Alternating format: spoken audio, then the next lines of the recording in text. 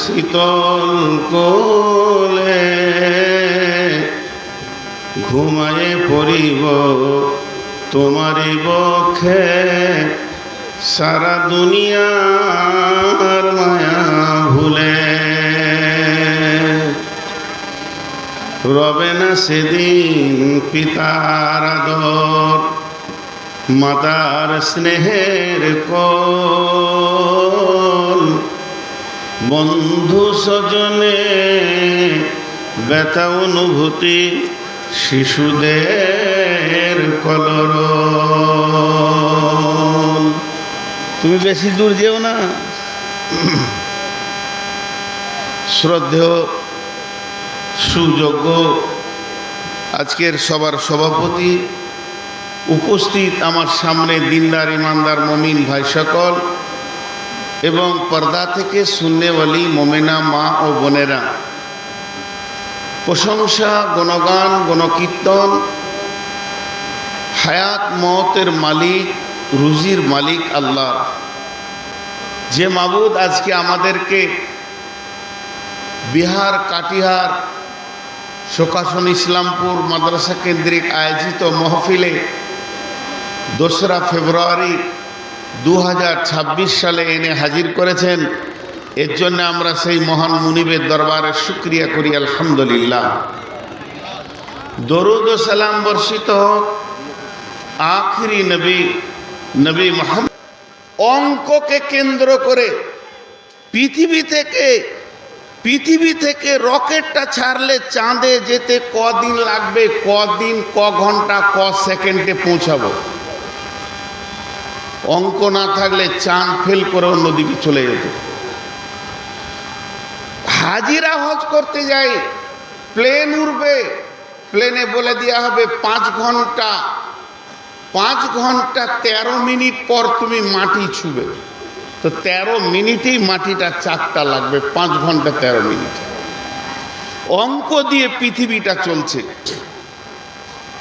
যেমন একটা দুটা জিনিস আপনাদেরকে বলি, এই মাদ্রাসাটা চলছে, কতগুলো আয় হলো, কতগুলো ব্যয় হলো।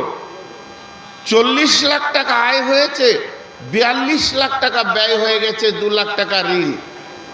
মন খারাপ, এতগুলো টাকা চলে গেল ফালতু। কিন্তু দেখলাম না 15টা ছেলের মাথার পাক বেঁধেছি, এইটাই হয়ে গেল লাভ। এই লাভে খুশিতে ইসলামপুরারা লাফিয়ে বেড়াচ্ছে, বাহ বাহ বাহ বাহ, কাজ করে দিয়েছি, শয়তানের মুখে লাত মেরে দিয়েছি। মসজিদ একটা গ্রামে চলছে, কত টাকা কোটোতে আসছে, কত টাকা জালসাই এলো, কত টাকা গাঁওলা দিল, ইমামের কত খরচ, এটা কত খরচ। আজকে জালসা যখন থেকে শুরু হয়েছে, যেদিন থেকে সূচনা, কত টাকা আয় হলো আর ব্যয় হলো, কত টাকা বাঁচলো, কত টাকা, সব জায়গায় অঙ্ক আছে। আমি দোকানকে দিলাম ক লাখ, দোকান আমাকে দিল ক লাখ বছরের শেষে, তবেই মানুষ আগাতে পারে। দিয়ে আল্লাহ শেষ কথা কি বলছেন? ইন্না ইলাইনা ইয়াবাহুম সুম্মা ইন্না আলাইনা হিসাবাহুম। হে দুনিয়ার মানুষ, তোকে আমি যে মগজটা দিয়েছি, হাতিকে দিয়ে নাই, উটকে দিয়ে নাই। তোর মগজ এত দামি মগজ, একটা মগজে মানুষের কতগুলো কোষ আছে, সুতার মতো টানলে ফির ফির ফির ফির করে বের হয়ে আসবে। বিজ্ঞানীরা বলছে একটা মানুষের মগজে আল্লাহ কত বড় মেমোরি চিপস দিয়েছে, ওরা টানতে টানতে এই গোটা বিহারটাকে 1 পাক নয়, 2 পাক নয়, 15টা পাক দেওয়া হবে। এত বড় মস্তিষ্কে আছে কোষ একটা মানুষের। শুধু তাই নয়, একটা মানুষের মেমোরি চিপসে কতগুলো ধারণ ক্ষমতা আছে, কতগুলো কিতাবকে সিলেক্ট করতে পারবে।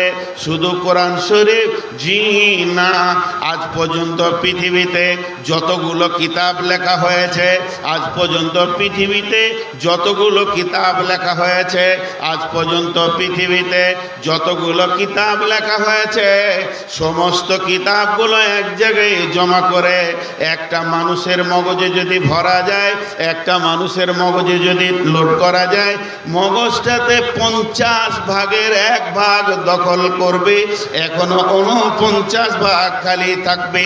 তাহলে আল্লাহ মগজটা কত দামি দিল। এবার আল্লাহ বলছে তোর চোখটা দিয়ে তাকা, তোকে আমি দিয়েছি গোটা বডিটা মায়ের পেটে, কিন্তু তোর চোখকে যখন বানালাম, তোর চোখের ভিতরে 25,000 করে, 2টা চোখে 50,000 ক্যামেরা দিলাম, যে ক্যামেরার মাধ্যম দিয়ে তুই দুনিয়া দেখবি। 2টা কানে 15,000 করে 30,000 মাইক্রোফোন রয়েছে, যা দিয়ে তুই শুনিস, শোনার কাজ করিস। তোর যে জীবটা আমি দিয়েছি, 1.5 লক্ষ কোষ আছে, জীবের ভিতরে 1.5 লক্ষ স্বাদকে তুই নির্ণয় করতে পারবি। আমি আল্লাহ তোদেরকে বানালাম, তোদেরকে সুন্দর করে অবয়ব দিলাম। এরপরে আল্লাহ বলছেন ইন্না ইলাইনা ইয়াবাহুম সুম্মা ইন্না আলাইনা হিসাবাহুম, আমার কাছে তোদেরকে ফিরে আসতেই হবে এবং হিসাব দিতেই হবে।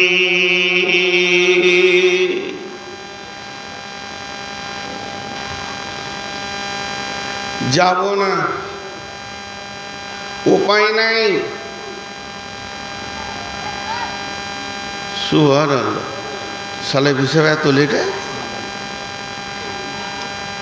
একটা জিনিস মাথায় রাখবেন। আমি আপনাদের হাতগুলো ধরেছি আজকে বায়ানটা শোনার জন্য।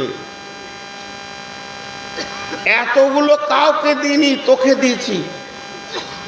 সুম্মা লা তুসআলুনা ইয়াওমাইদিন আনিন নাঈম, তোকে একদিন প্রশ্ন করা হবে। আল্লাহ বলছে আমি যা নিয়ামত দিয়েছি, এই নিয়ামত সমূহের প্রশ্ন হবে, প্রশ্ন করা হবে। যাব না, না। একটা মিসাল দিব, ধ্যান দিয়ে শুনবেন।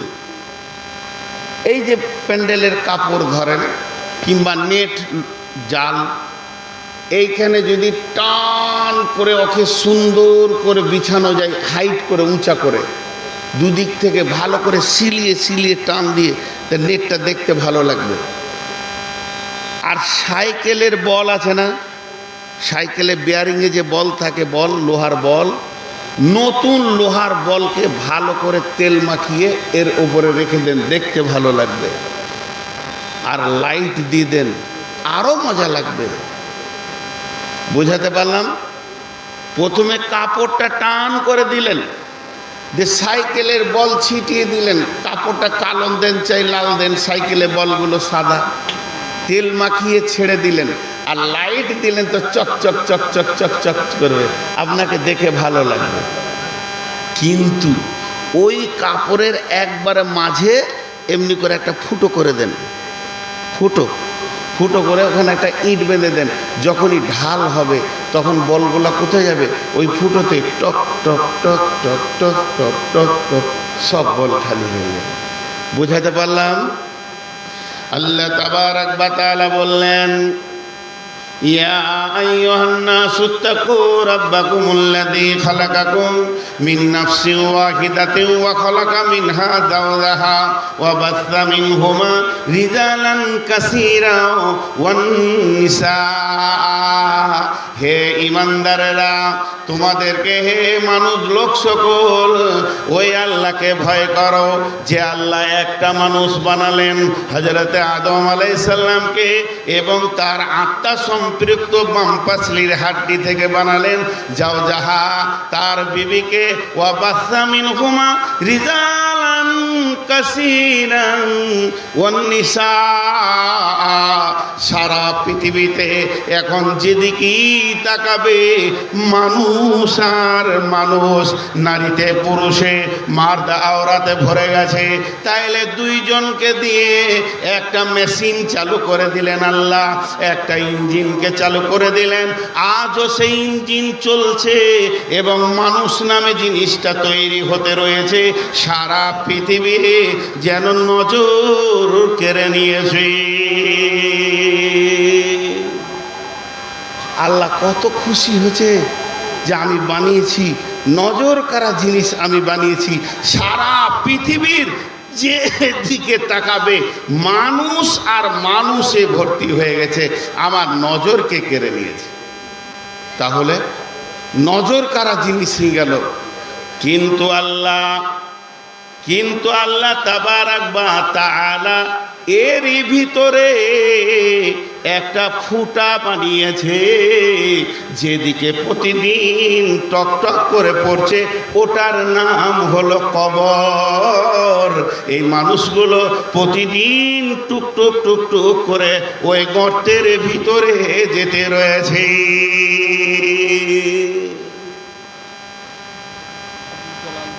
এখন দুটা কথা বলবো, একটু ধ্যান দেন, আল্লাহর রাস্তে একটু ধ্যান দেন। তাহলে আল্লাহ মানুষ বানালো, দিয়ে কবর বানিয়ে দিল। ঢোক, এক এক করে ঢোক, এদিকে আসবে ওদিকে যাবে, হিসাব দেখেন আল্লাহ। दुनिया रहने की जगह नहीं है, दुनिया अगर रहने की जगह होता तो जगह नहीं मिलता। दुनिया में आना है जाने के लिए, ये जगह जाने के लिए आना है, जो आता है वो जाने के लिए आता है। दुनिया रहने की जगह नहीं है, यहाँ आना है जाने के लिए, आना है आने के लिए नहीं। সেই জায়গায় আমার এসেছি এক জায়গায় যাওয়ার জন্য। এবার হিসাবের কথাটা মিলান তো, হিসাবের কথাটা কি মিলাবো?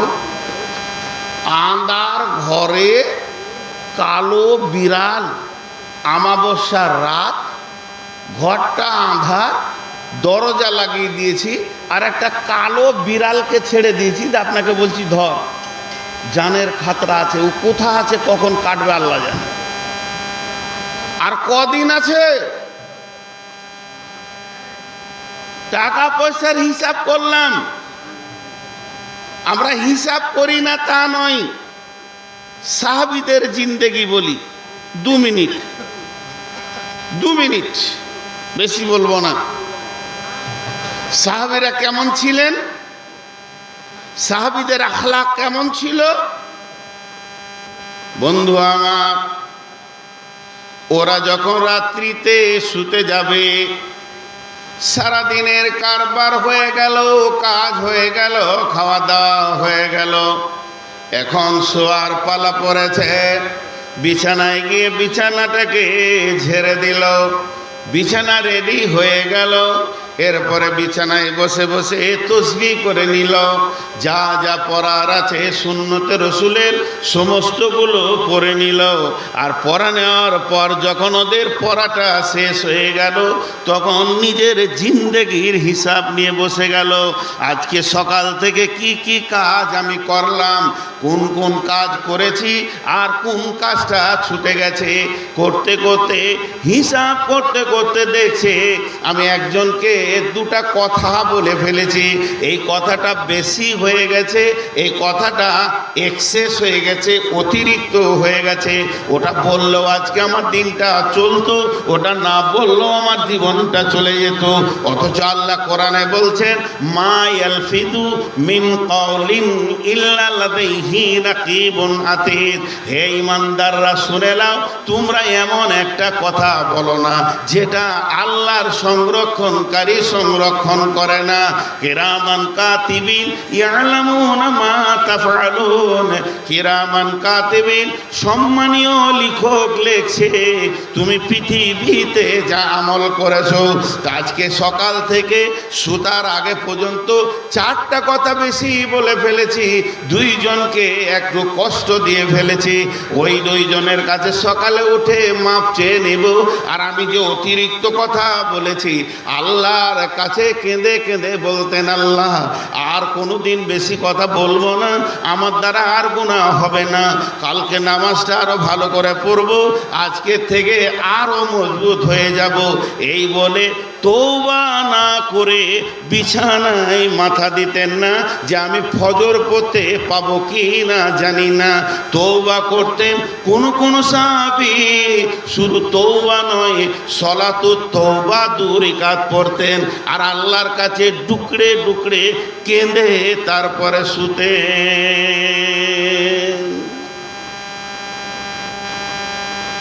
ইসিজি করা দেখেছেন? অল্ট্রাসনোগ্রাফি। যখন কোনো মানুষের চেক আপ চলে তখন ইসিজি করে। আপনারা দেখেছেন কিনা আমি জানি না, একটুকু আইডিয়া দিচ্ছি।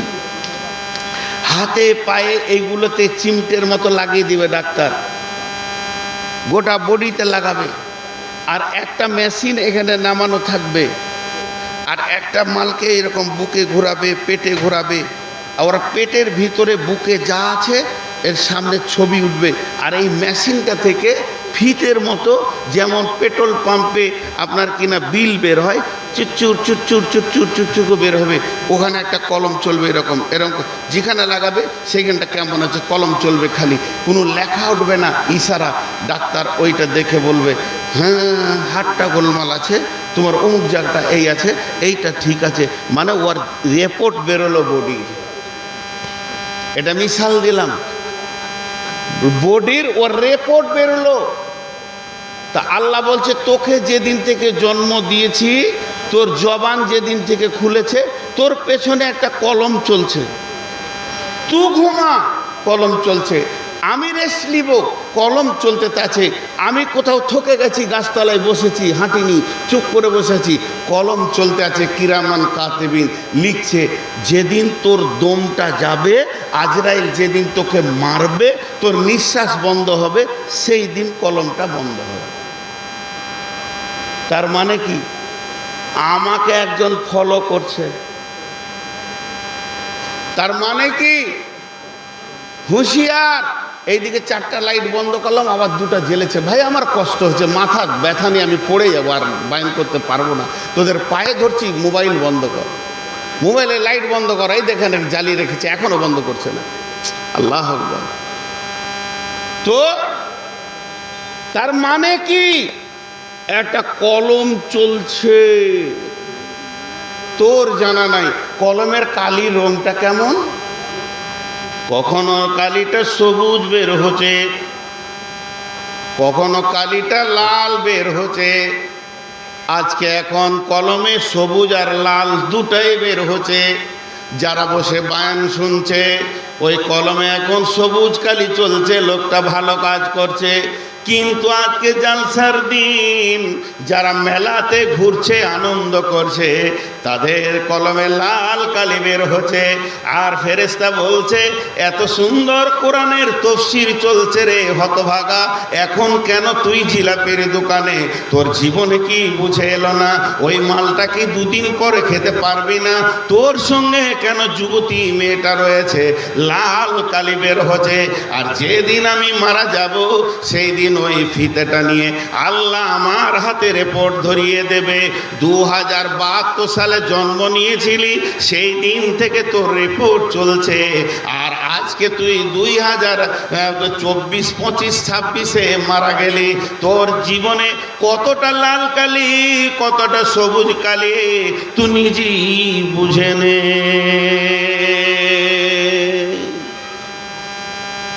সাহাবীরা জিন্দেগির হিসাব করতেন। সাহাবীরা নিজের জিন্দেগির হিসাব করতেন। সাহাবীরা নিজের জিন্দেগির হিসাব করতেন। সাহাবীরা নিজের জিন্দেগির হিসাব করতেন। সাহাবীরা নিজের জিন্দেগির হিসাব করতেন। সাহাবীরা নিজের জিন্দেগির হিসাব করতেন। তাদের নিজের হিসাব করতে করতে ওর অন্যর দিকে তাকানোর সময় ছিল না। আমরা উল্টা, আমাদের কলমও চলছে, কালিও শেষ হচ্ছে, খাতা গাদা গাদা গাদা গাদা শেষ হয়ে গেল। আমাদের যে আমলটা বন্ধ আছে তা নাই, হিসাবের আমল চলছে। 4 দোকানে বসে গেল, হিসাব শুরু হলো। ফকিন্নির বাচ্চা, আর কি ছিল, চলছে হিসাব আমাদের। ওর বাপের কি ছিল, ছুট বাট পাড়ি করে করলো, আমার চোখের সামনে ভিক্ষা করে খেয়েছে, ওর বাপ ওর মা ভিক্ষা করে খেয়েছে। আমাদের চলছে, কিন্তু নিজের লয়, লোকে। সারা জীবন লোককে দেখলাম, কিন্তু নিজের দিকে একবারও তাকাইনি, একবারও না, সময় হয়নি। খালি একে দেখলাম, ওকে দেখলাম, রাতে শুতে যাওয়ার আগে চায়ের দোকানে বসে তৌহিদ সালাফি সাহেবের জীবনটা আমি হিসাব করে নিয়েছি। ও কি, ও কোনো আমল নাই, বদমাশ লোক, খারাপ লোক, এই বলে শুয়ে গেলাম। আমি একটা কথা চাপ দিয়ে বলছি, আমি জেনা করেছি তো তোর বাপের কি? এর উত্তর দেন, কে দিবেন? আমি সুদ খেয়েছি, তোর বাপের কি? তুই আমার আলোচনা করবি মানে? আমি মদখোর, তোর বাপের কি? দেন উত্তর, কে দিবেন? দলিল দেন।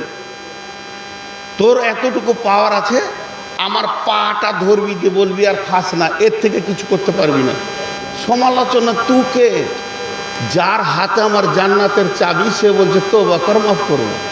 তোর এত কুটকুটি কিসের? যার হাতে আমার জান্নাতের চাবি, যে আমাকে জাহান্নামে ঢুকাবে, জান্নাতে ঢুকাবে, যার পাওয়ার বেশি, যে আমার জীবিত চামড়াকে খিঁচে নিতে পারে, যে আমার রুচি বন্ধ করতে পারে, জবান বন্ধ করে, সেই মেহেরবান। বলছে নূর মোহাম্মদ মদ খেয়েছিস, খালি বলতো বা মাফ করে দিব। তো তোর এত কেন কুটকুটি? তুই চায়ের দোকানে কেন বলবি যে নূর মোহাম্মদ মাতাল? অঙ্ক করেন, সবারই হাতে একটা করে খাতা কলম দিয়ে দিলাম, আমি মনে মনে অঙ্ক করেন যে লোকের আলোচনা করে আপনি লাভ করলেন না লস করলেন। আমার চাবিটা যার হাতে, যে আমাকে জান্নাতে যখন ঢোকাতে পারে, বের করতে পারে, এত বড় ক্ষমতাবান, সে বলছে তুই তওবা কর, রমজান মাস আসছে, সবে কদরে রাতে খালি কেন্দেলে তোর জিন্দেগি মাফ করে দিব। তো তোর এত চায়ের দোকানে কুটকুটি কেন আমার মদ খাওয়া দেখে? হিসাব করো, নিজের খাতাকে বুঝা করছো। তা আমরাও চালাই, চলেন লোকের হিসাব করে খাতা শেষ করেছি, একটা ভুল। লোকের হিসাব করে কলমের কালি শেষ করেছি, দুইটা ভুল। লোকের হিসাব করে আমার নেকিটা তাকে দিয়েছি, তিনটা ভুল। লোকের বিপদ করে তার গুনাহটা আমি নিয়েছি, চারটা ভুল।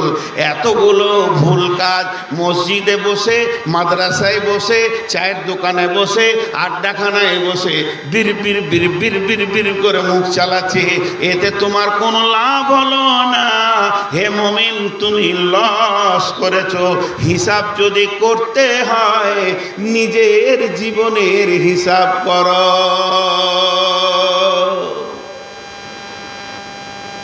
একবার নিজেকে বল, নূর মোহাম্মদ তুই মুমিন আছিস না মুনাফিক? খালি এমনি করে নিজের দিকে লাগা। শেখ সাদি বলছে তোমার হাতে আঙ্গুল কয়টা গো? বলে 5টা।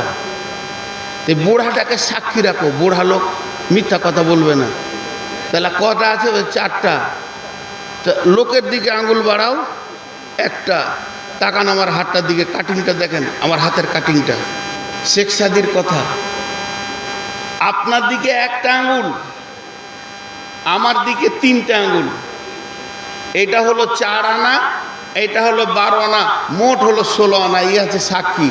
উচো, উ ডাকা, উ মাতাল, উ সুদারু, উ জুয়ারি, উ রান্ডি, উ বেশ্যা, উ লুচ্চা। তুই তো লোককে 1টা আঙ্গুলে বললি, তোর দিকে 3টা আছে। ও যদি 1 লুচ্চা, তো তুই নিজে 3 লুচ্চা।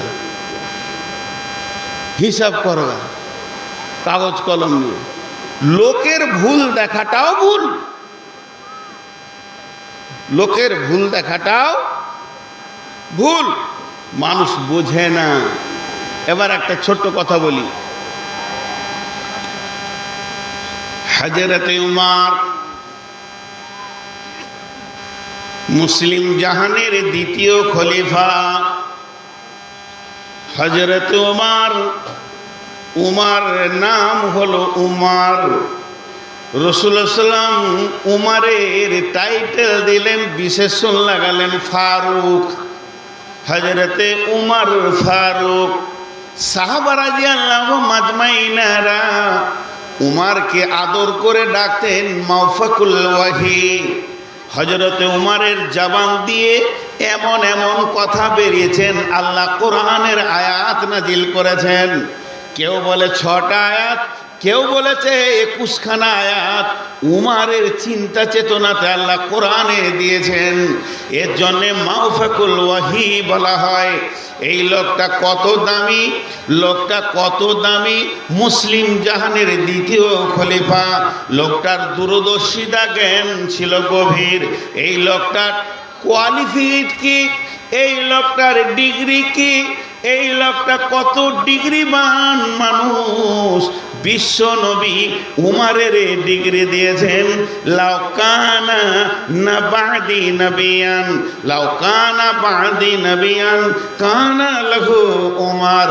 আমার পরে যদি কেউ নবী হতো, ওই নবীটা উমার হতো।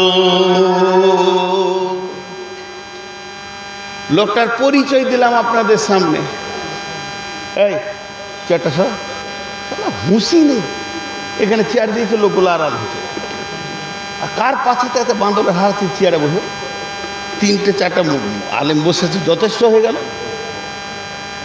লোকটার ডিগ্রিটা আগে দেখেন, তারপরে কাজটা বলবো। এই লোকটার ডিগ্রি আগে দেখতে হবে, ওই লোকটার ডিগ্রি আগে দেখতে হবে, তারপরে কাজ। সরকার আগে ডিগ্রি দেখে, কাগজ দেখে, তারপরে কাজ দেয় ওকে। তো ডিগ্রি আগে দেখতে হবে। তা উমারের ডিগ্রি হলো কি, মুসলিম জাহানের দ্বিতীয় খলিফা। ওনার দূরদর্শিতা জ্ঞান খুব ছিল। ওনাকে আল্লাহ রসুল বিশেষণ দিলেন ফারুক, উমার ফারুক হলো। তারপরে উমারের ডিগ্রি কি, মাওফাকুল ওয়াহি। সাহাবীরা বলেছেন কম করে 5 থেকে 7টা আয়াত উমারের জবান দিয়ে আল্লাহ তাবারক ওয়া তাআলা উমারের চিন্তা দিয়ে আয়াতগুলো নাজিল করেছেন। শুধু তাই নয়, বিশ্বনবী শেষকালের ডিগ্রিটা কি লিখে দিলেন, সার্টিফিকেটটা, লাউ কানা বাদি নবিয়ান কানা লাহু উমার। আমার পরে নবী হলে উমার হতো। ডিগ্রি কত বড়! এবার কাজটা শুনেন। ডিগ্রি হয়ে গেল, এবার কাজটা শুনেন। হজরের সালাত পড়তে গেছেন মসজিদে নববীতে। তখন তিনি রানিং খলিফা, মুসলিম জাহানের 18 লক্ষ বর্গ মাইলকে শাসন করছে। এই উমার একদিন মরুভূমিতে সফর করছিলেন সাথীদেরকে নিয়ে। খলিফা হওয়ার পর হঠাৎ উমার নিজেই বলছেন, হে আমার সাথীরা শোনো, এই মরুভূমিতে আমি একদিন উটের রাখাল ছিলাম। আমি উট চড়াতাম। আমার আব্বা আমাকে কটা উট দিয়েছিল, চড়ারে বেটা, দুনিয়া করবি কি করে, ইনকাম তো করতে হবে, উট চড়িয়ে খেতাম। একদিন রোদে গরমে কোথা যাব, গাছতলা নাই, কিছু নাই, উটের পাছাড়েতে এসে একটু ছায়া পিচিতে বসে আছি, আর উট লেদে দিয়েছে, তা আমার মাথাতে পড়েছে। কেমন বুদ্ধি! আমি বসবো উটের পাছার কাছে বসেছি, একটু রোদ থেকে বাঁচার লেগে, আর উট লেদে দিয়েছে, সবটি লাদ আমার মাথায় পড়েছে। আর ওই লাদ নিয়ে আমি আব্বার কাছে গেছি, লাদ ফেলে দিয়েছি, তো দেখে বোঝা যেছে। বাপ বলছে, তোর মাথায় গেলে কি রে? এই আমার, তোর মাথায় কেন গোবর দেখছি রে? বলছে, আব্বা খুব গরম লাগছিল, তো উটের পেছনে বসেছিলাম, ওই জন্য উট হেগে দিয়েছে। মারলে পারাপার গালে 2টা চর। গরু, একটা উট চড়াতে পারছিস না, তুই খাবি কি করে? যে উট চড়াতে পারেনি বলে বাপের কাছে থাপ্পড় খেয়েছে, ওই উমার 18 লক্ষ বর্গ মাইল একটা আঙুলে চালিয়েছেন। আল্লাহ কাকে কি দেয়, আল্লাহ কাকে কি দেয়।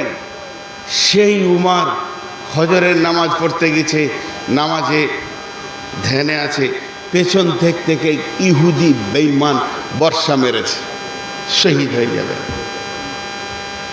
এই কথাটাই পর্যন্ত স্টপ রাখেন। একটা কথা জিজ্ঞেস করব, আমরা হিসাব করি কিসের জন্য? কতটা আর বাঁচলো এইটাই দেখি। হিসাব করি কিসের জন্য? আমার কাছে ছিল 3 লাখ, ভাই একটু হিসাব করেন তার কত বাঁচলো, বাঁচাটা দেখার চেষ্টা করি, কত বাঁচলো। তার মানে কতটা খরচা হলো, তো গেলই গেল, ওটা নিয়ে আর চিন্তা লয়, কত থাকলো এটা দেখো। সালাফিয়া ভাই আমাকে বলছে, ভাই 4 দিন ধরে হিসাব সফর করছি, তা দেখেন তো কার ক টাকা আছে। তখন আমি ওই শেষটা বলবো, আর 12,000 টাকা আছে। কত ক্ষয় হয়ে গেছে এটা দেখার দরকার নেই। এর নাম হলো বিচক্ষণের হিসাব।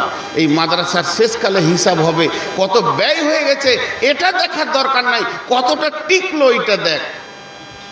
এখন সবাইকে আমি একটা কাগজ কলম দিচ্ছি, হিসাব করেন আর কতটা বয়স টিকলো বলেন তো। এই ভলেন্টিয়ার তুমি বসো, তুমি বসো, তোমাকে বাইন শুনতে হবে। এখানে বসো, এখানে এখানে আমার সামনে বসো, বসো। বাট তুমি শালা ডিস্টার্ব করতেছে মেন টাইমে, ভলেন্টিয়ার হয়েছে। আমার হিসাবটা বুঝেন, আমরা কতদিন বেঁচে আছি এটা আমি কারো মুখে শুনতে চাইছি না। খালি একজন উঠে বলেন আমার আর 12 বছর বাকি আছে, আমার আর 4 বছর বাকি আছে, আমার আর 3 বছর বাকি আছে। কেউ পারবে বলতে? কত বড় হিসাবওয়ালা আছে দেখি। সাহাবীরা বাকিটার জন্যে কাঁদতেন,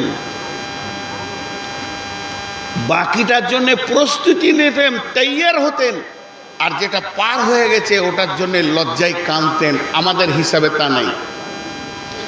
এবারে হযরত উমরকে বর্ষা মারা হয়ে গেছে, এই দিকে বর্ষাটা পিঠ দিয়ে ঢুকে বুক দিয়ে বের হয়ে গেছে। উমরকে দুধের গিলাস দেওয়া হয়েছে, দুধ খাও।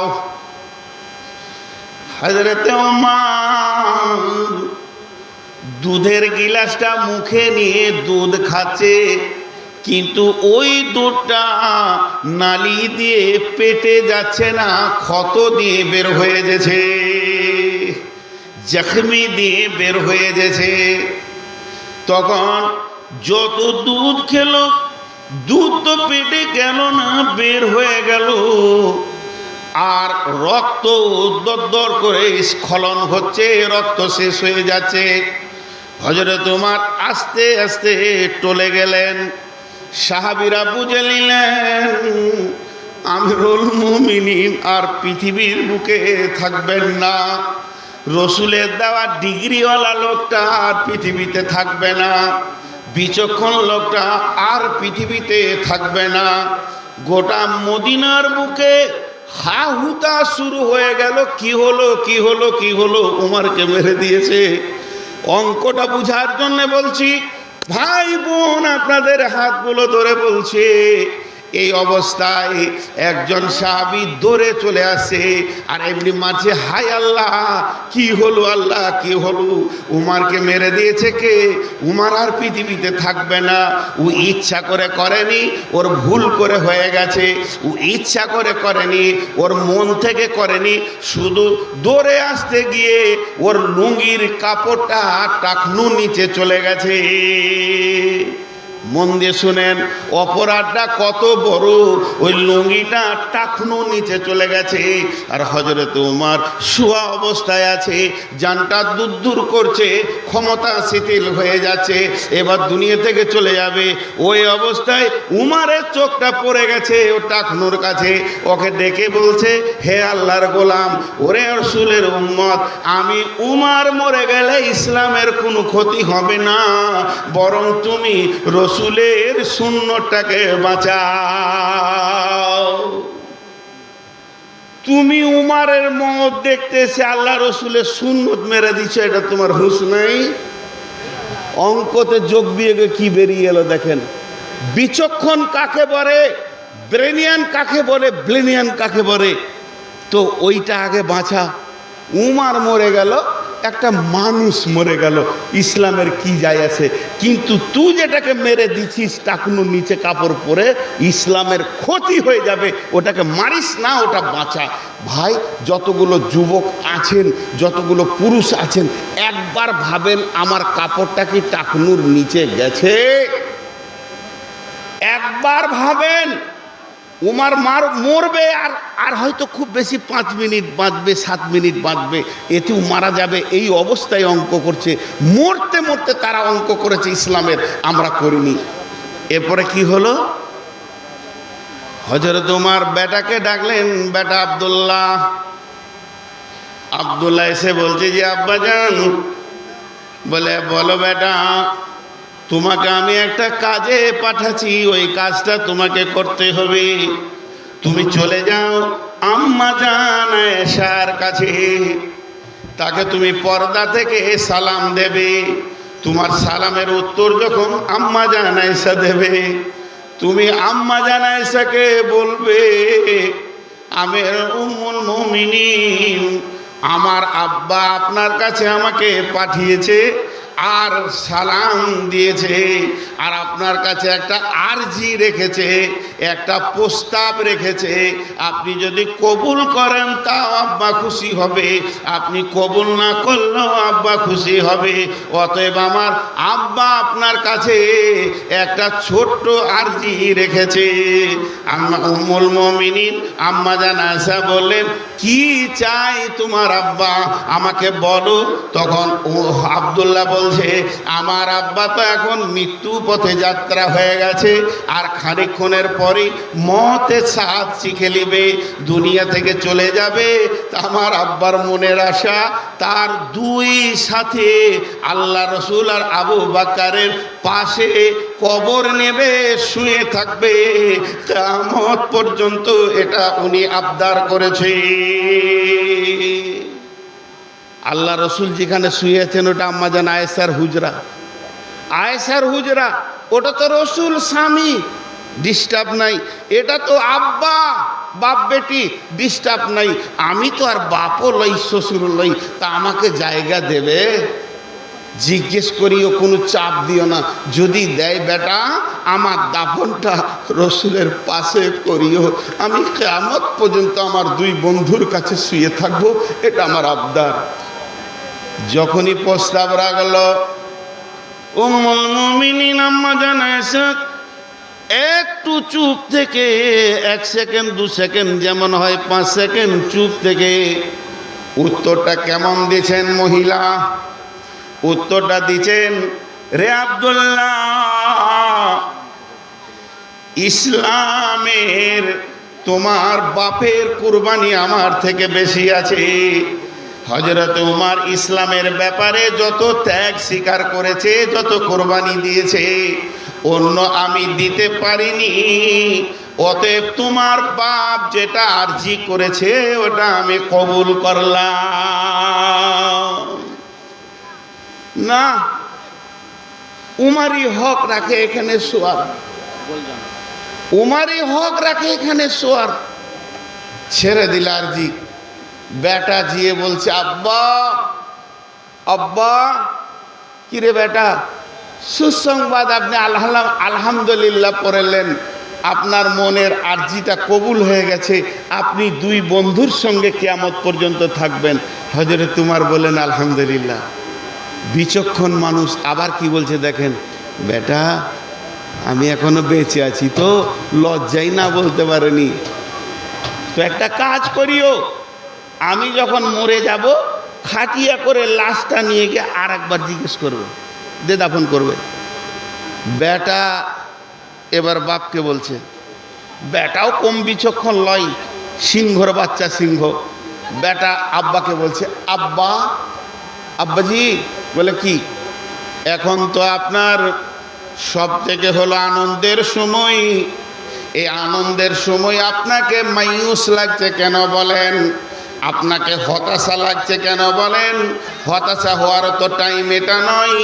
আপনি এখন চললেন আল্লাহর মোলাকাতে, আর আল্লাহর মোলাকাতে মানুষ যখন যায় তার ভিতরে তো হতাশা থাকার কথা নয়। অতএব আব্বা, এই অবস্থায় আপনি কেন হতাশায় ভুগছেন? হযরত উমর কি বলছেন? সমস্ত লোকগুলোর আমি হাতগুলো ধরে বলছি, মাত্র 2 মিনিটে শুনেলেন। হযরত উমর কি বলছেন? হে আমার বন্ধুবর, একবার শুনেলেন। উমর বলছে, বেটারে, মতকে আমি ভয় করি না, তবে যে আল্লাহর কাছে আমি চললাম, আমি এখন মতের প্রাককালে, বিদায়ের কালে নেকি বলে কিছু খুঁজে পেছি না।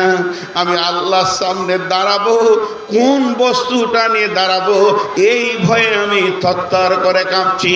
বন্ধুরে আমার, উমর জানতেন বিরাট পর জীবন আমি রসুলের বিরুদ্ধে চালিয়েছি, আমি রসুলের মাথা আনতে গেছি সেই লোক, আমি রসুলকে দুনিয়া থেকে সরিয়ে দেব সেই লোক, আজকে আমি আল্লাহর কাছে কি করে দাঁড়াবো? এ বেটা, এই হতাশায় আমি ভুগছি।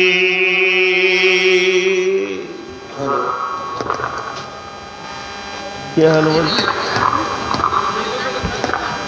टाइम खत्म है लो बाद दियो। चुप करो, রাখো রাখো। বিয়ে বউলে বাড়ি চলে গেল তো বাজনা বাজাইছে, বিয়ে ফুরিয়ে বাজনা বলে। আমি তখন শেষ করতে চলেছি। ভাইয়া,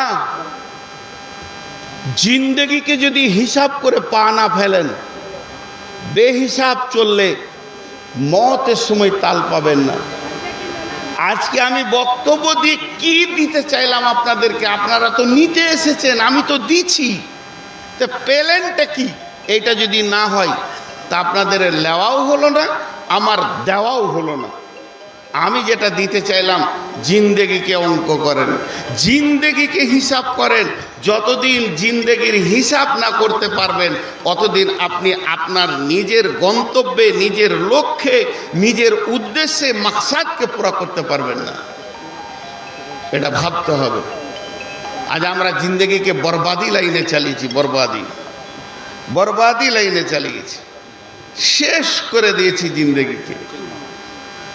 এই তো লাইট মারতে শুরু করেছে, আর এইটাতে নাদবিকে শেষ করে দিয়েছে। হায় আল্লাহ, এমনও খবর আছে ইউটিউবাররা লাইট কিনে দিয়ে বলছে মারবি। কে তুমি? সালাম আলাইকুম। বলছিল আমি বায়ানে আছি, রানিং বায়ান করছি, আপনাকে এখনো 8 ঘন্টা পর ফোন করতে হবে, 8 ঘন্টা পর, 30 মিনিট পর। তো এটা হলো জীবনের হিসাব। ভাইয়া,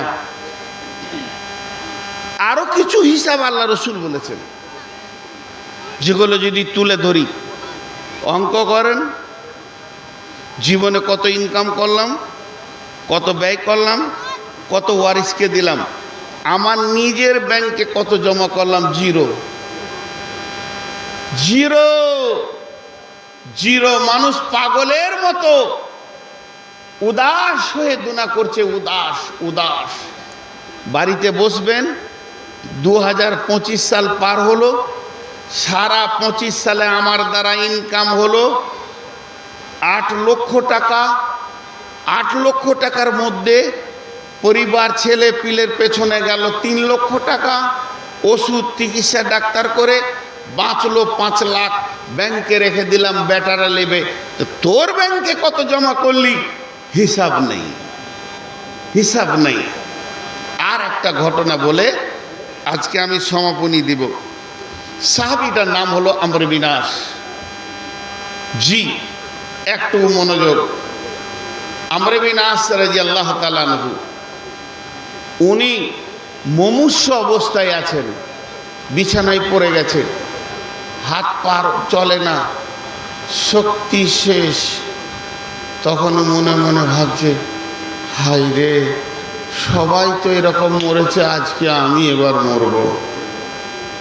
গায়ে কতজনা গেল, মোরল গেল, হাজি গেল, গাজী গেল, মাস্টার গেল, মুফতি গেল, আজকে আমার যাওয়ার পালা পড়েছে।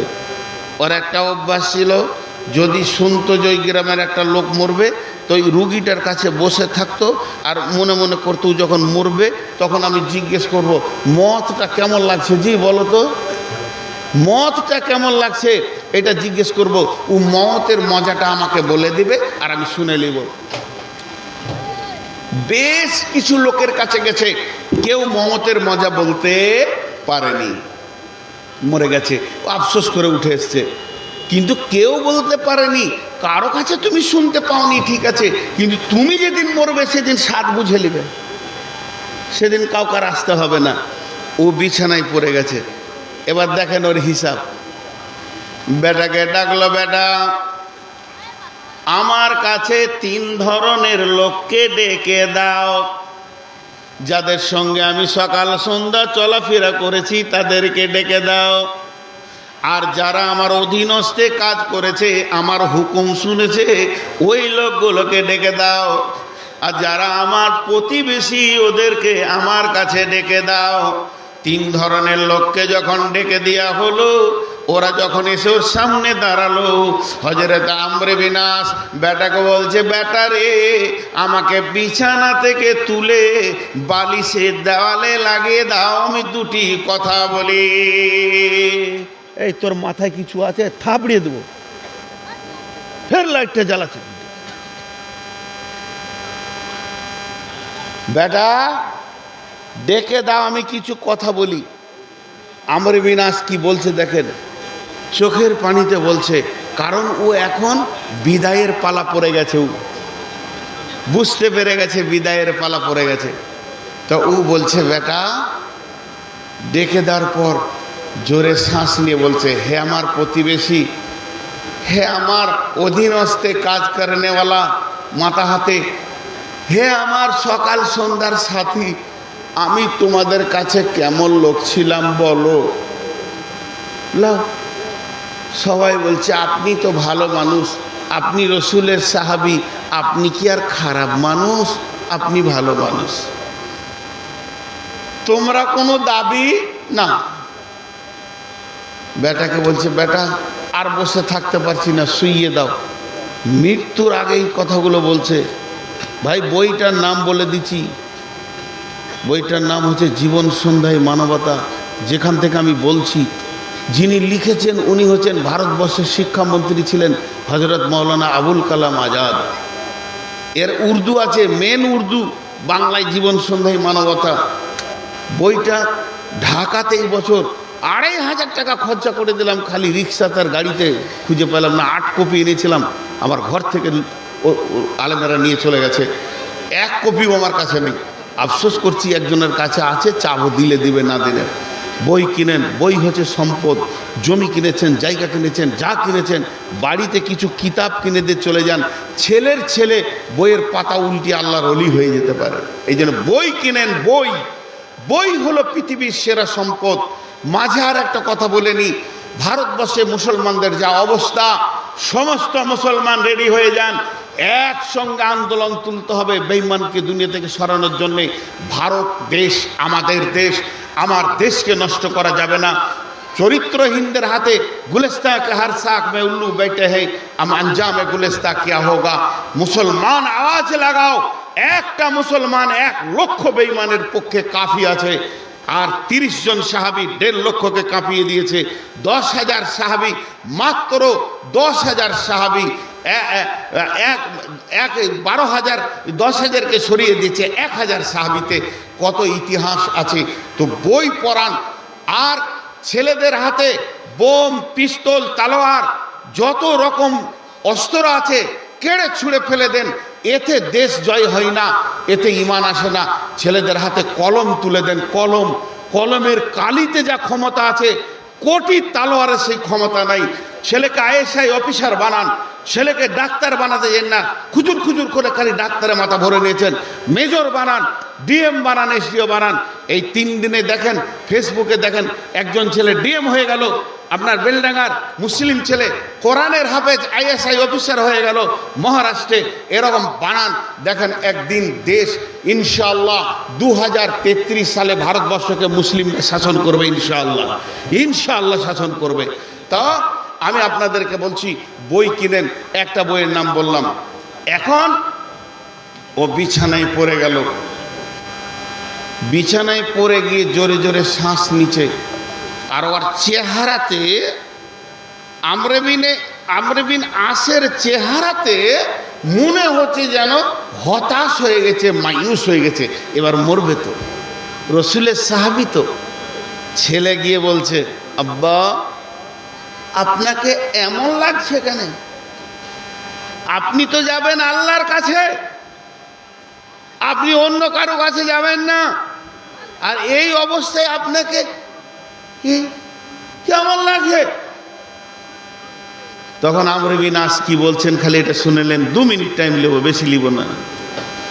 আমর বিন আস বলছে, বেটা তোর বাপকে তুই চিনিস কি বল? তোর বাপের ব্যাপারে তোর কি জানা আছে?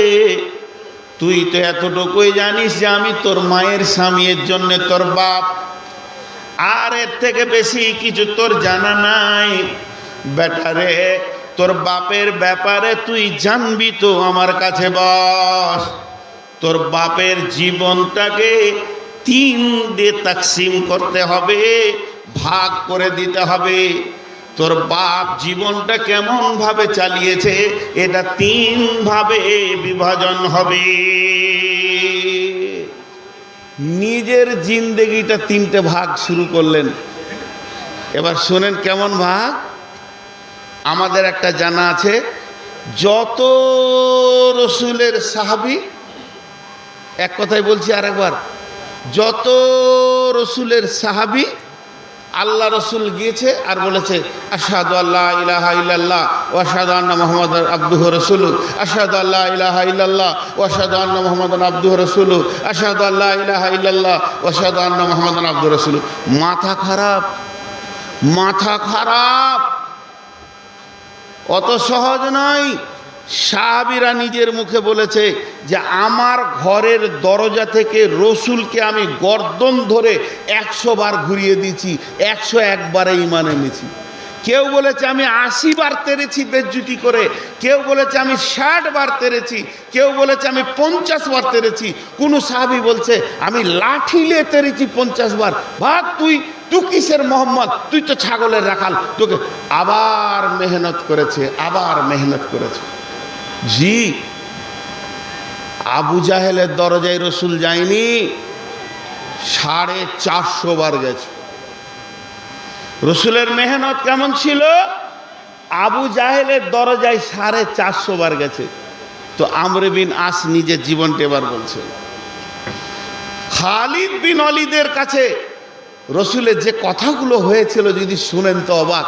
খালিদ বিন ওয়ালিদ আল্লাহ রসুলকে ঘৃণা করতেন, এতটা ঘৃণা করতেন যখন সন্ধি করে আল্লাহ রসুল উমরায় আসছেন, 3 দিনের জন্য ছেড়ে দিল, কোনো অস্ত্র তুমি আনতে পাবে না, হে নবী মোহাম্মদ তুমি সাথীদেরকে নিয়ে এসে মক্কায় 3 দিন থেকে উমরা করে চলে যাবে, এইটুকু পারমিশন দেওয়া হলো।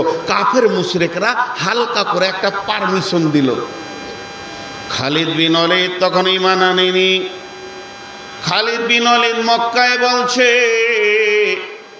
যে মাটিতে নবী মুহাম্মদ থাকবে ওই মাটিতে খালিদ বিন ওয়ালিদ থাকবে না। 3 দিনের জন্য সে মক্কা ছেড়ে অন্য জায়গায় চলে গেল।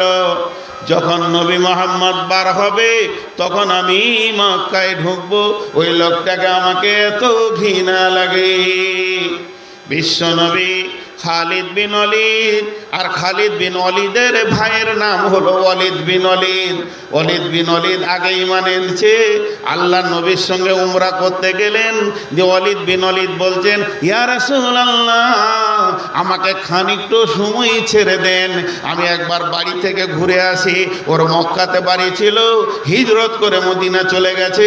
এবার নবীজি বললেন আমি আছি হারামে, যাও তুমি বাড়িতে দেখা করে এসো।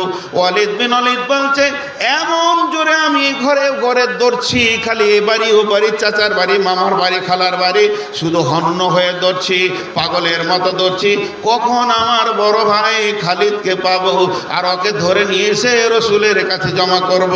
কিন্তু যখন চারিদিকে খুঁজে পেলাম না, কেউ আমাকে বলে দিল এ ওয়ালিদ বিন ওয়ালিদ শোন, তোর ভাই খালিদ বিন ওয়ালিদ ও বলেছে নবী মুহাম্মদ যতদিন মক্কার মাটিতে থাকবে আমি থাকবো না।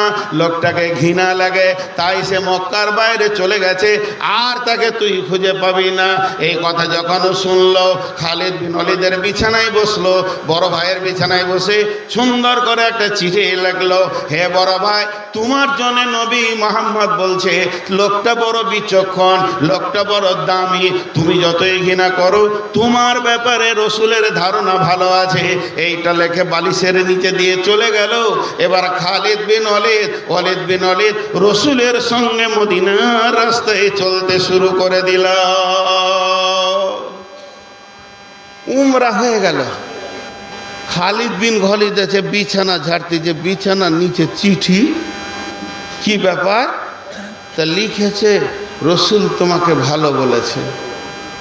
ওর ভিতরে একটা ভাইবেসা শুরু হলো, হাজি লোকটাকে ঘৃণা করছি, লোকটাকে মেরেছি, আল্লাহ রসুলকে তুলে আছাড় মেরেছে ওহুদের প্রান্তে, সেই লোকটা আমাকে এত ভালোবাসে।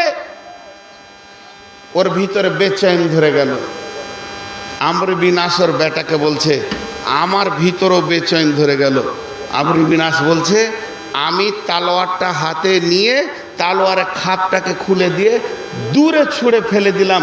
খাপের কোনো দরকার নাই, আমার তালোয়ার খোলা থাকবে যতদিন না নবী মোহাম্মদের মাথাটা গর্দন থেকে না নামাবো, অতদিন তালোয়ার খাপে ভরবো না। আমি এই পাগলা সকালকার খাবার সন্ধ্যায় খেয়েছি, সন্ধ্যার খাবার রাত্রে খেয়েছি, খাওয়া দাওয়া ছেড়ে দিয়ে খালি ওকেই খুঁজে বেড়াচ্ছি, কোথায় পাবো নবী মোহাম্মদকে কাটবো, ওকে না কেটে। এই দুই ঘৃণা ব্যক্তি মক্কায় রয়েছে। বেটাকে শোনাচ্ছে নিজের কথা, এখন ওইখানেই থাকেন, বিছানায় থাকেন, মাঠে যেন না। বেটাকে বলছে, বেটা আমার মনটা হঠাৎ বলছে, আর কতদিন হকের বিরুদ্ধে চলবো রে? নবী মোহাম্মদই ভালো লোক মনে হচ্ছে, তো এটা কাকে বলবো? গায়ে ঘুরছি পাগলার মতো, কাউকে দেখতে পাই না। তখন দেখছি খালিদ বিন ওলীদ কাবার আশেপাশে ঘুরছে একা। ওকে গিয়ে বলছি, খালিদ, বলে বলো। তোমাকে বলতেও ভয় লাগছে, আবার বলতেও মন গেছে, কারণ তখন মক্কাতে কম মুসলমান আছে, যাকে মুসলমান বুঝছে ওকে পিঠে চামড়া সিধা করে দিচ্ছে। তা খালিদ বিন ওলীদ একটা বীর যোদ্ধা, যদি ওকে বলে দিই আর ও যদি আমার মনের দিকে না হয়, তাহলে আমার পিটানি শুরু হবে। এই ভয়ে বলছে, বলতেও জেনেছে, আবার বলতে মনেছে। কি বল না রে ভাই? ওর কানের কাছে গিয়ে ফিস করে বলছে, আমার মনে হচ্ছে নবী মোহাম্মদ সাল্লাল্লাহু আলাইহি ওয়াসাল্লাম ঠিক আছে রে। তখন খালিদ বিন ওলীদ বলছে, আমি চিঠিটার পর থেকে ভিতর যেন কেমন খারাপ হচ্ছে, আমারও মন বলছে ঠিক আছে। দুটা মন মিলে গেল। তাহলে আর কদিন বিরোধিতা করবি? হকের বিরোধিতা আর কদিন করবি? তো দুইজন সেটিং হলো। আজকে ঠিক ফজরের আগে, ওরা তো তখন নামাজ পড়ে না, একটা টাইম বলছে, ঠিক গভীর রাত্রিতে অমুক পাহাড়ের তুই থাকবি আগে আসলে, আমি আগে আসলে থাকবো। ওই দুজন একসঙ্গে মদিনা দিয়ে হাঁটতে শুরু করলো। মদিনায় হাঁটতে হাঁটতে যখন জুলহুলাইফার কাছে গেছে, তখন দেখছে ডান দিক থেকে আর একটা সাহাবী, নামটা আমি ভুলে গেলাম, ঘোড়া নিয়ে আসছে। ওদের দুজনকে দেখে বলছে, কি ব্যাপার, ও কাফের? তখন এরা দুজনে কথাটা ক্লিয়ার বলছে, এমন করছে, মানে যদি বলে দিত উফের মক্কায় বলে দেবে নাকি, এই ভয়। তখন বলছে, আর লুকাইও না, যে কাজে তোমরা এসেছো আমিও এসেছি। তিনজন হয়ে গেল। জুলহুলাইফাতে তিনজন জমা হলো। এখান থেকে মসজিদে নববী হলো 7 কিলোমিটার। 7 কিলোমিটার দূরে যখন তিনজন এক জায়গায় হলো ঈমান আনার জন্যে, তখন আমর বিন আস বলছে, বেটারে আমি আর খালিদ বিন ওলীদ আর একজন, তিনজন ওখানে জমা হয়ে গেলাম। বললি যে তোর বাপ শুদ্ধ জান্নাত পাড়ি যাবে, এখানে একজন বসাতে, এই তুই এখানে বসে থাক, যা আর টাকা লেস গা, যা, এই এটা তো হবে না, যা আর 2000 লেস গা, কারো পকেট মেরে দিগা। দেখেন তিনজন হলো, একটু মনোযোগ দেখ, এগুলো মনোযোগ কেটে যায় আর কি, তবে দাম তো নিতেই হবে। এবার ওরা তিনজন যেছে, এই 7 কিলোমিটার যাবে, তার আগে কেউ গিয়ে রসুলকে বলে দিয়েছেন মক্কা থেকে 3টে মাল আসছে। মানে ওই 3টে ছিল খুব বড় মাস্তান, এটা রসুল শুনে ফেলেছে এদের যাওয়ার আগে। যখন রসুল শুনেছে ওদের তিনজনের নাম রসুলের কাছে পৌঁছে গেল, তো রসুলের দিলটা এইরকম বড় হলো, বাহ, ইসলামের 3টা বড় বড় যোদ্ধা পাবো। মসজিদের গেটে যখন ঢুকছে, বিশ্বনবী ছিলেন মসজিদের ভিতরে বসা, আর বসে থাকলেন না, আগে হেঁটে গিয়ে তিনজনকে মুসাফা করলেন, কাছে নিয়ে এলেন। কাছে নিয়ে আসার পর বললেন, বলো তোমরা কেন এসেছো? তিনজনে বললেন, ইয়া রাসূলুল্লাহ, আমাদেরকে নোংরা গন্ধা একদম খিঁচ কাদা পায়খানার মতো জিন্দেগিতে ডুবেছিলাম শিরকের ভিতরে, সেখান থেকে তুলে আমাদেরকে তৌহিদের পানিতে গোসল করিয়ে আপনি জিন্দেগিটা পরিবর্তন করে দেন। আমর বিন আস বলছে আমি আগে হাতটা বাড়ালাম, আমি বাড়ালাম রসুলের দিকে, আমাকে কালেমা পড়ান। আল্লাহ রসুল বসা ছিলেন, আমার দিকে হাত বাড়ালেন, হাতে হাত রাখবো, আশহাদু আল্লা ইলাহা ইল্লাল্লাহ পড়বো। আমি যখন হাতটা বাড়ালাম আর রসুল যখন হাতটা বাড়িয়েছে, আমি আবার হাতটা টেনে নিলাম। কেনে টানলাম বেডা? নবীজি বললেন, আমরে বিন আস রে, তুমি আগে হাত বাড়ালে, তুমি আবার হাতটা কেন টেনে নিলে? আমরে বিন আস বলছে, ও বেটা শুনে নাও, আমি রসুলকে জবাব দিলাম, ইয়া রাসূলুল্লাহ, ইয়া হাবিবাল্লাহ, আমি তাওহীদের কালেমা পড়তে এসেছি, আপনার কাছে আমি পৌঁছে গেছি।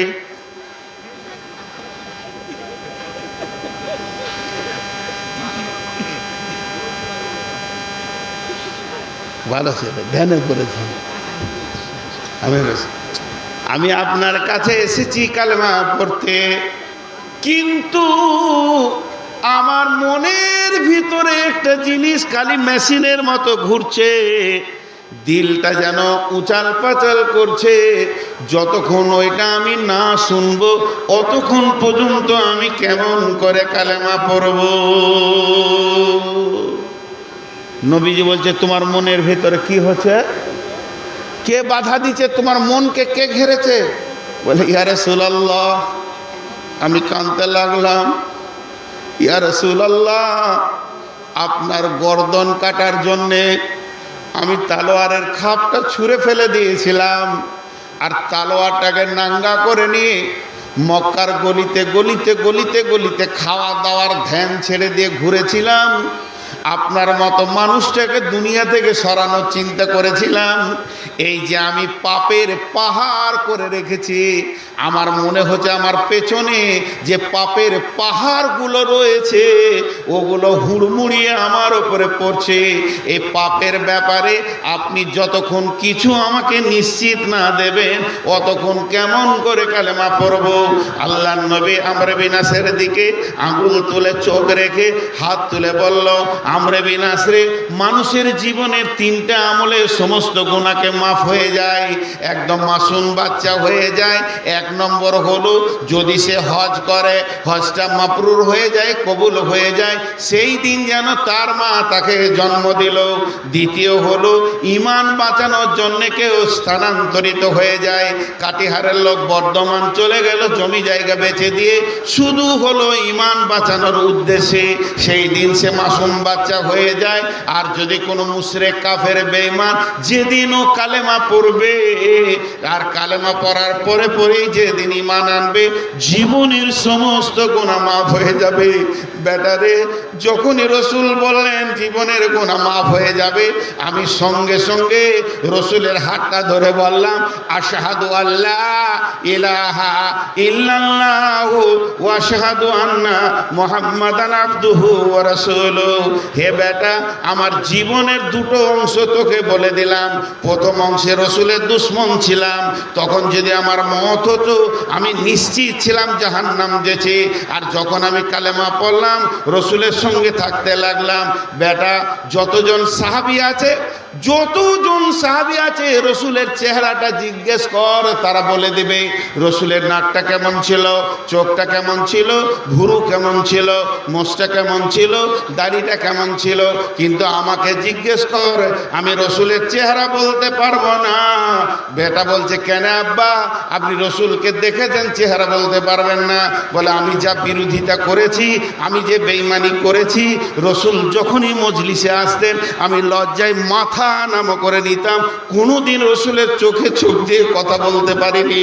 আমি নিজেকে এত শর্মী ছিলাম, এত লজ্জিত ছিলাম যে এই দামি মানুষটাকে আমি সরাতে চেয়েছিলাম দুনিয়া থেকে, এই জন্যে আমি মাথা নামিয়ে থাকতাম। এর জন্য রসুলকে আমি ক্লিয়ার বলতে পারবো না।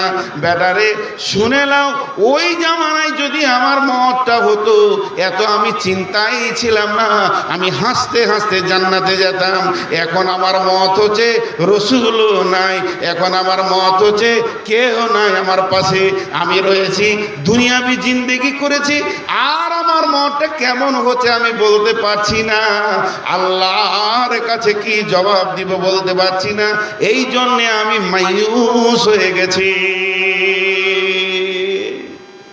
তারা জীবনকে ভাগ করত, হিসাব করত। আমর বিন আস একটা কথা বলেছিল, এই কথাটার মানে যদি এখানে কেউ বলে দিতে পারেন তো প্রাইজ পাবেন। উনি বলেছেন যে বিরাট হারিয়েছি, খানিকটা পেয়েছি। আমি যেটা হারিয়েছি যদি পেয়ে যেতাম, যেটা পেয়েছি যদি এটা হারিয়ে যেত ভালো হতো। আর একবার বলছি, বিরাট হারিয়েছি, খানিকটা পেয়েছি। বিরাট হারিয়েছি, খানিকটা পেয়েছি। যেটা পেয়েছি এটা যদি হারিয়ে যেত, আর যেটা হারিয়ে গেছে ওটা যদি পেয়ে যেতাম তাহলে ভালো হতো। আমার 2000 টাকার নোট হারিয়ে গেছে, আর 10 টাকা পরে পেয়েছি রাস্তাতে। একদিনই হাঁটা থেকে আসছিলাম, তো 2000 টাকা হারিয়ে গেল, 10 টাকা পেয়েছি। যদি 10 টাকা হারিয়ে 2000 পেতাম তা ভালো হতো। এর মানেটা কি? এর মানে হচ্ছে আমার জীবনটা 70 বছর কেটেছে, তার ভিতরে 55-60 বছর রসুলের বিরুদ্ধে চলে গেছে। মাত্র 10 বছর রসুলকে পেয়েছি। তা আমি কি ভুল করেছি রে বেটা? 10 বছর যদি রসুলের বিরোধিতা করে 50 বছর সাথে থাকতাম তা কত ভালো হতো। এটার মানে এইটাই। তো ভাই, আমরা সকলের হাত ধরে বলছি, শুধু আপনারা নয়, আপনারা যে রোগের রুগী আমিও সেই রোগের রুগী। মাসোয়ারা সাপেক্ষ আমি কথা বলছি, তাই আপনাদের যত রোগ আমারও তত রোগ। অতএব আমরা যেগুলো হারিয়ে ফেলেছি সেগুলো তওবা করে এখন মসজিদে ঢুকে একটা জিন্দেগিকে বানানোর চেষ্টা করি। এটাই আমার বক্তব্যের শেষ কথা। আল্লাহ যেন আপনাকে আমাকে শোনা এবং বলার থেকে বেশি করে আমল করার তৌফিক দান করেন। আল্লাহুম্মা আমিন। আসসালামু আলাইকুম ওয়া রাহমাতুল্লাহি ওয়া বারাকাতুহু।